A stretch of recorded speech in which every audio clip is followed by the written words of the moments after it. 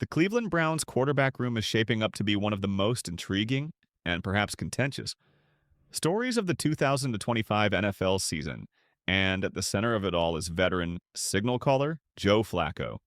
The 40-year-old former Super Bowl MVP recently stirred controversy with comments that ruffled feathers across the league, and most notably, earned a sharp rebuke from his former Baltimore Ravens teammate, Chris Canty.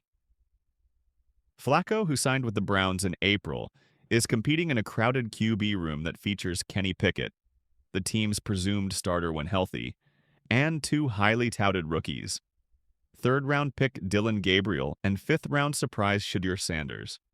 While most veteran quarterbacks embrace a leadership role that extends beyond the playing field, Flacco made headlines during Cleveland's organized team activities, OTAs, by bluntly dismissing the idea that he sees himself as a mentor to the younger quarterbacks.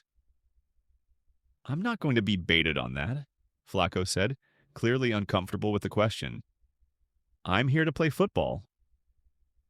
The remark did not sit well with many, but none more publicly than Chris Canty, a former NFL defensive standout who shared the Ravens' locker room with Flacco during some of his peak years. Speaking on ESPN's Unsportsmanlike podcast Friday, Canty didn't hold back. "Mentoring a young player isn't just some feel-good gesture. It's fundamental to making the whole team better," Canty said, voice rising with conviction.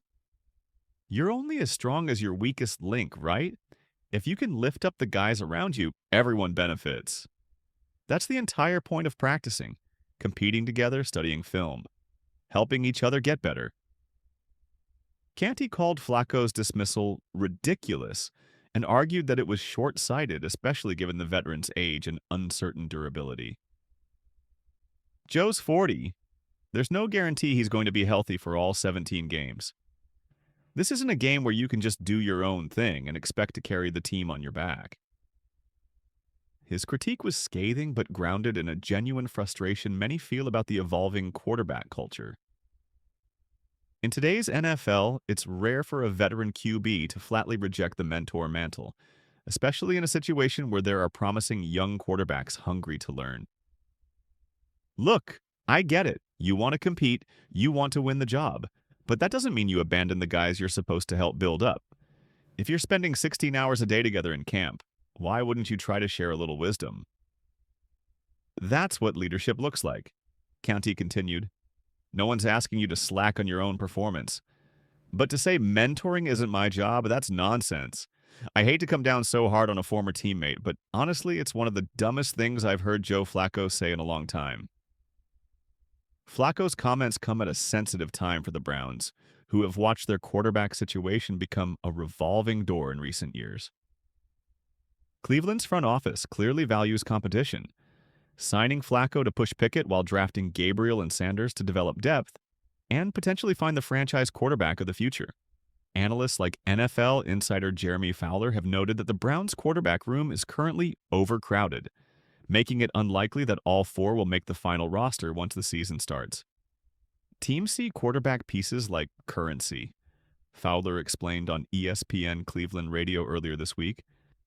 If someone goes down in training camp, you want to have options to trade or move around players. It could be Pickett, one of the rookies, or even Flacco, depending on how things shake out. But keeping four quarterbacks active? That's rare. They'll probably keep three and then try to fill the practice squad or pursue trades for the rest. The dynamic within the Browns' QB room is already intense. Pickett, who has flashed moments of promise but struggled with consistency, is desperate to hold onto his starting role.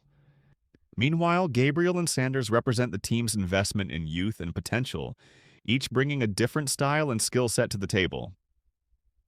Flacco's refusal to embrace a mentoring role may be his way of drawing a line in the sand, signaling that he's here to compete fully for the job and not simply to be a bridge or a teacher. But as Canty's pointed critique highlights, the NFL isn't just about individual competition. It's about building a collective unit, especially at the quarterback position where the room's chemistry can directly impact on-field success.